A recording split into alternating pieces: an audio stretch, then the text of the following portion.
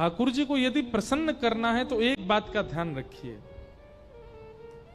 हमारे जीवन में आने वाली परिस्थितियों में हम निर्णय कैसा लेते हैं उससे ठाकुर जी प्रसन्न होते हैं।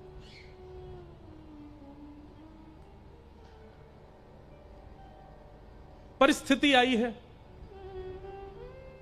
ठाकुर जी को हंसी कब आती है हमारे ऊपर? जब हम कंफ्यूज्ड होते हैं, ये करें ये करें, ये खाएं ये खाएं, इससे मिलें उससे मिलें, यहां जाएं कि वहां जाएं, सोच में पड़े, इससे पूछो उससे पूछो, वहां पूछो वहां पूछो। 10 लोगों से जब पूछते ठाकुर जी बहुत हंसते हैं, बोले बस अब ये हार रहा है, अपने जीवन के निर्णय लेने की इसमें सामर्थ्य नहीं रही है।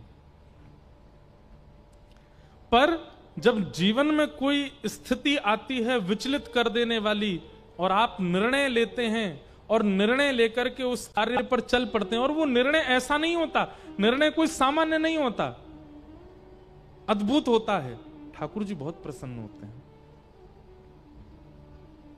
और निर्णय लेने की सामर्थ्य आप में कैसे आएगी? किसी एक गुरु का आश्रय लीजिए, कथा का आश्रय लीजिए, एक सत्संग का आश्रय लीजिए।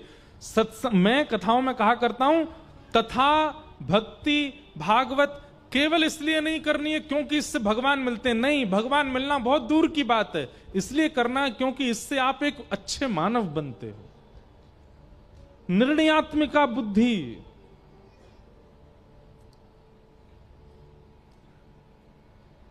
कुछ गलत मत समझिएगा मेरी बात को, पर कथा में हमसे तिगुनी उम्र के लोग आते हैं, कई बार युवा भी आते हैं, छोटे भी आते हैं, पर 2-2 गुनी अवस्था के लोग भी आते हैं, और उनके प्रश्नों का समाधान उनसे 2 गुना छोटा बालक बैठ के मंच से करता है।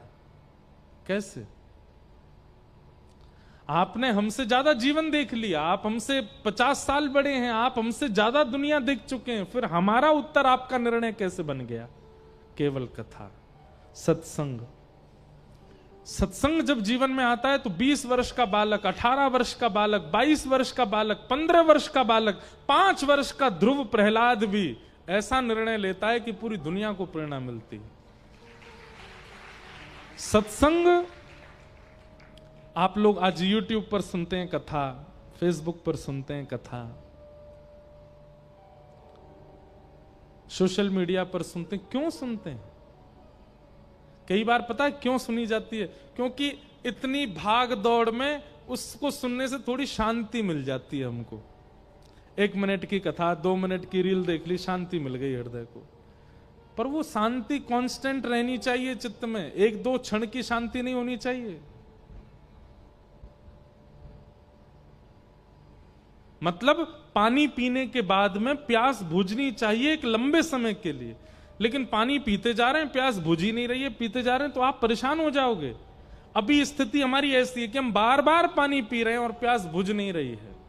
बस जितनी देर पानी लेते हैं उतनी देर आराम मिलता है, पानी का सिप हटते ही हमें फिर प्यास लगने लगती है।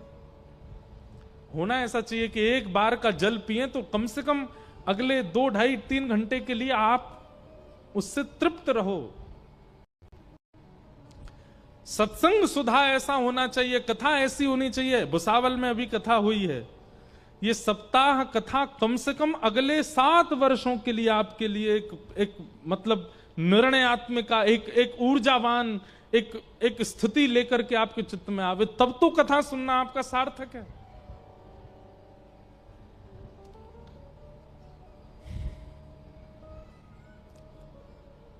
सत्संग, कथा, भक्ति, ये आपके जीवन के कई बड़े से बड़े निर्णयों में कैसा निर्णय होना चाहिए वो सिखाती है कथा। असमंजस दूर करती है, कंफ्यूजन दूर करती है। तो आप अपनी परिस्थितियों में निर्णय कैसा लेते हो वो ठाकुर जी देखते हैं। जैसे स्कूल का टीचर, वो आपको क्वेश्चन दे देगा और क्वेश्चन देख करके उसको कोई मजा नहीं आता कि आप परेशान हो जाओ, आप दुखी हो जाओ, आप विचलित हो जाओ। वो देखना चाहता है कि मैंने इसको पढ़ाया, अब ये कितना जानता है, उसको पूरा करे। ठीक वैसे ही ठाकुर जी करते हैं। हर दिन हमको एक परिस्थिति दे देते हैं और परिस्थिति दे करके फिर हमसे देखते हैं कि ये निर्णय कैसा लेगा। और जब हम निर्णय में नाकाम होते हैं, निरर्थक हो जाते हैं, परेशान हो जाते हैं, तो ठाकुर जी को हंसी भी आती है और क्षोभ भी होता है। इसने कथा सुनी है, ये संतों की वाणी सुनता है, फिर भी विचलित हो रहा है।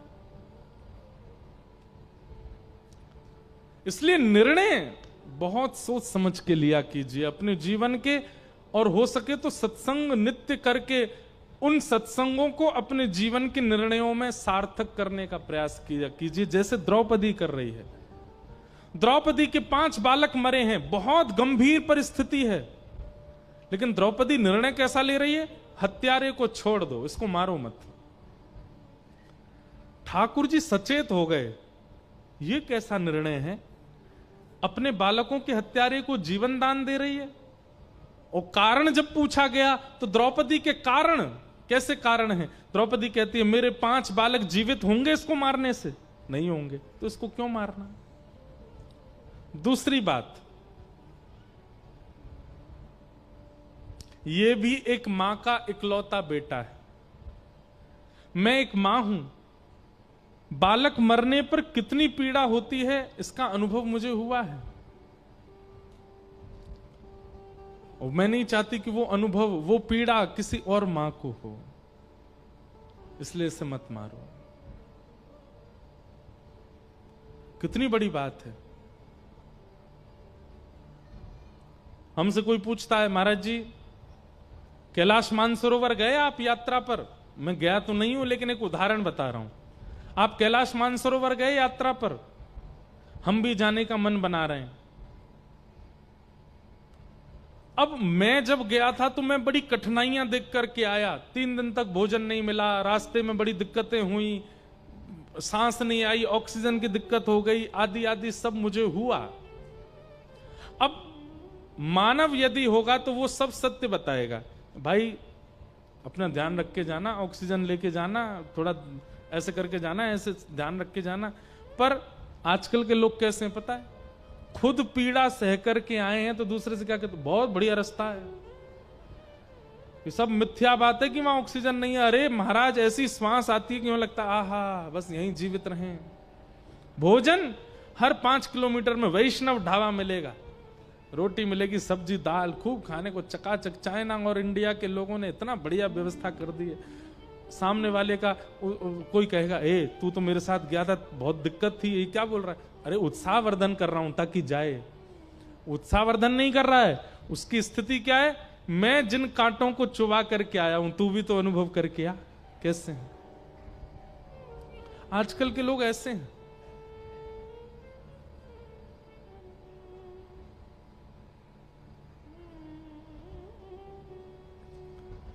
जो आप अपने जीवन में स्वयं अनुभव कर चुके हैं, अगर उस पथ पर कोई और जाता हुआ दिखे तो आपका कर्तव्य है उसको सतर्क कीजिए।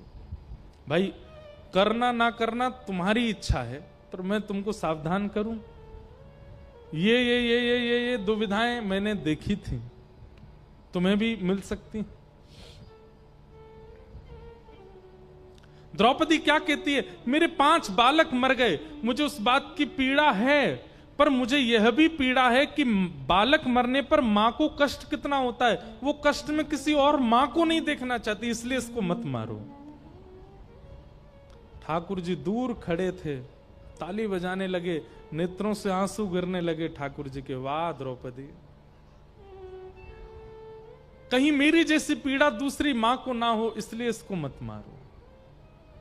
भगवान प्रसन्न हो गए। इसलिए द्रौपदी ठाकुर जी को बहुत प्रिय है।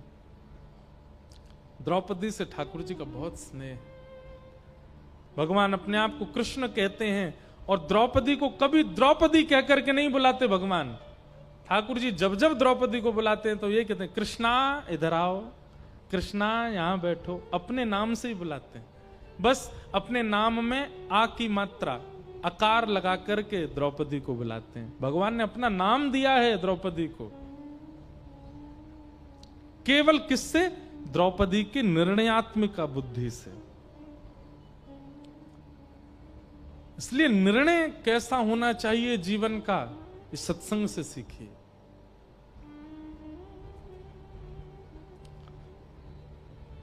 इसमें एक बात और है, हम बचे रहें, हमारे बचे रहें, बाकी जाएं कहीं भी, ये बुद्धि भी वैष्णव नहीं रखता। ये बुद्धि भी वैष्णव की नहीं होती। वैष्णव तो खुद को झोंक देगा, बाकी सब बचे, तो ऐसी बुद्धि वाला होता है। पर आजकल हम लोग नाम तो करते हैं, कथा तो सुनते हैं, पर जब स्थिति आती है तो इस प्रकार की भावना किसी के चित्त में नहीं है। इसलिए ठाकुर जी मिलते ही नहीं है, अचल ही रहते हैं ठाकुर जी। द्रौपदी पर कृपा हुई, उत्तरा के गर्भस्थ बालक को भगवान ने अपने सुदर्शन, अपनी चक्रा नाम की गदा घुमा करके बचाया। वही बालक जन्म लिया तो उसका नाम परीक्षित हुआ। आगे भीष्म पितामह ने भगवान की स्तुति गाई, कुंती ने भगवान की स्तुति गाई, भीष्म पितामह ने भगवान की स्तुति गाई। सब विषयों को हम सूक्ष्म में प्रणाम करते हैं।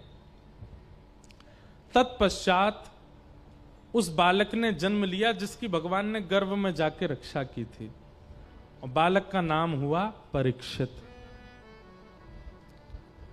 परीक्षित बालक थोड़े बड़े हुए ही थे कि अर्जुन ने आकर के खबर सुना दी कि भगवान श्री कृष्ण अपनी लीला पूरी करके स्वधाम चले गए। द्वारिकाधीश कृष्ण अपनी लीला पूरी करके स्वधाम चले गए। ये खबर सुनते ही पांडव विचलित हो गए और बोले,